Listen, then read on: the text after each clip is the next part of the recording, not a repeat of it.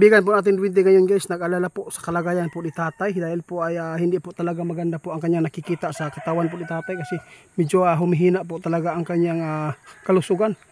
Sana po matapos na po ang problema po para makabalik na po siya. Kaibigan, patuloy po ang kanyang pag-update guys. Kasi mahirap po talaga pag matanda na, lalo na po ay nakaranas po siya ng malaking problema ngayon, dagok sa kanyang pamilya. Ano po ba ang maganda po dito? Ipagdasal natin guys, sana po makabalik na. Kasi yung kaso niya guys, huwag kayong mag-alala kasi po kitang-kita ng ating kaibigan ngayon na mawalan bisa po yan, no? Sa totoo lang, hindi malakas po yung mga ebidensya po na ibinabato po sa kanya doon. Kaya ito po yung nakita ng ating kaibigan. Alam ko madidismiss po yan. Oo, mawalan bisa. Oo, kaya dapat po talaga tayo ngayon mag-ingat tayo. Huwag kayong mag-declare ng kudita o people power kasi po pag nagkudita kayo, wala. Talo tayo. Kahit ay nakita natin na mananalo si Tatay Digong sa kaso. Kaya lang ang problema lang po dito, matanda na si Tatay Digong, baka po ay anong mangyari po sa kanyang buhay doon kasi yung kalusugan po niya, nakita ng ating kaibigan, hindi maganda po talaga. Kaibigan, totoo po ba talaga ito? Nakita yun ni kaibigan guys, humihina po talaga. Mula nang nakita po niya yung problema po doon sa kanyang anak ba, na nadadamay po doon sa paghuli sa kanya.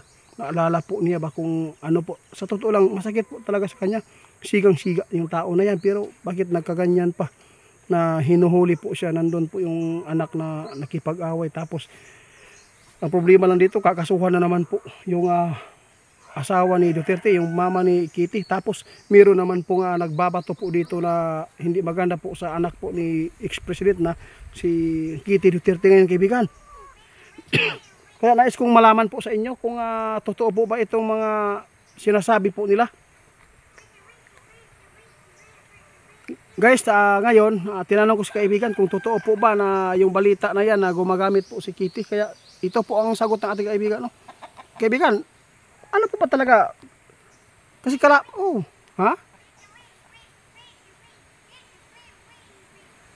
sabi ng ating kaibigan, titingnan pa po daw niya. Hindi po pwede maganda, hindi po maganda na bigla-bigla na lang po tayo magpapaabot na hindi pa clear po. Baka po ay yung nakita po ng mga tao sa social media ngayon na lumabas na may ginagamit daw si Kitty. Baka po ay paninira lang po yan .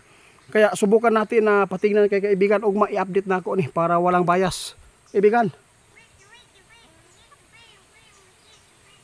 Oo nga, ang problema po dito kasi dito pa lumabas ngayon na mayroong problema. Nakaharap pa siya ng away sa EDG doon sa pulis na umawat sa kanya. Ayun po, parang lumabas ba na hindi maganda. Tapos yung iba po na nakapanood ay marami po nag-chat sa atin na ito po. Kaya huwag kayong mag-alala guys, tutugunan po natin kayo.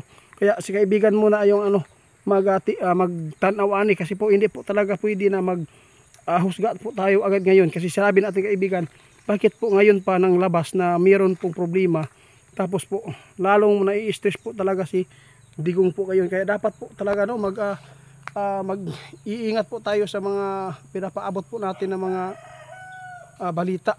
Baka po ay mabaliktaran ta kung magpatis na o nagdroga ba. Kaya dapat po talaga ngayon kasi marami pong gumagawa po ng mga issue para lang makasira.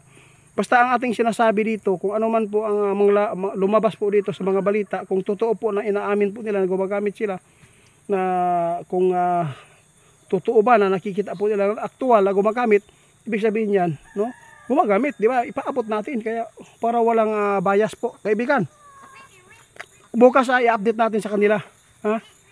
O sige po, balik tayo kay tatay. Kung titingnan po ba ninyo, nasip po sila doon ngayon. Oo, safe po daw guys. Nakita na po sila dyan si Sara, yung anak po ng Vice President. Huwag kayong mag-alala guys sa lahat po ng mga tao na sumusuporta sa kanya, nasasaktan. Huwag kayong mag-alala kasi po makakalabas po siya doon, makakabalik po dito. Sana po makabalik siya dito na ligtas po ang kanyang kalusugan ba, yung karamdaman po, sana po ay maging maayos. Sana po ay hindi po ito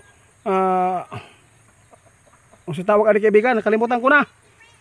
Oo, baka po ay muabot sa time ba na manghina po ang kanyang katawan. Baka po anong mangyari sa kanya, mapapahamak. Kaya dapat po natin na tulungan na lang po ipagdasal, baka po no, ito po yung mangyayari, no? Tapos baka agulo lalo, marami magrurumentado dahil po sino pa ang sisihin kundi yung administrasyon. Kaya dapat ingatan din po natin yung administrasyon ni BBM para hindi po magkakagulo yung mga Pilipino, lalo na po sa mga Pilipino na grabe ang kanilang pagmamahal sa isa't isa na mga inidolo po nila. O kung sino man po yung nagmamahal sa mga BBM, mo po yung pigilan, ha, kasi kanya-kanya man po tayo ng karamdaman.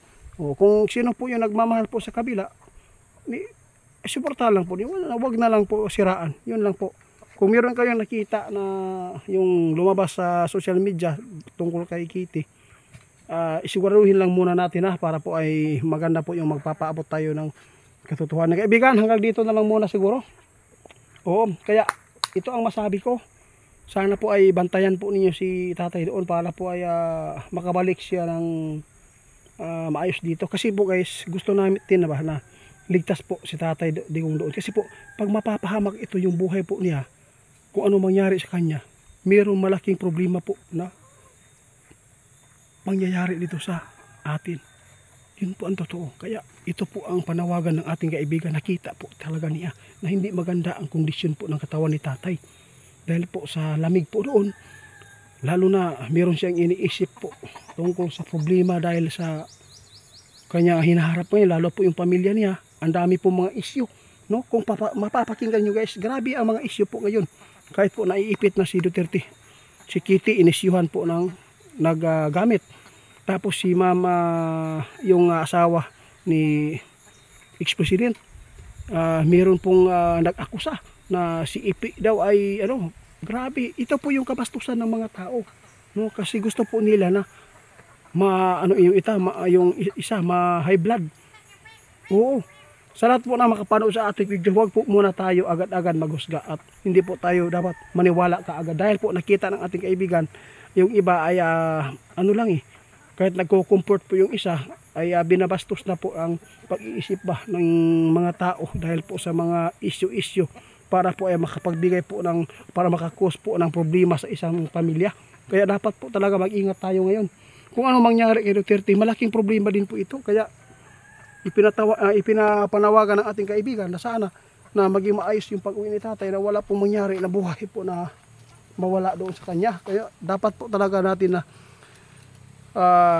ipanawagan sa lahat na sana ay walang maggawa po ng kasamaan dito sa Pilipinas. Huwag magkudita para po ay mayroong pang eleksyon na mabubuo. Dapat mag-ingat tayong lahat.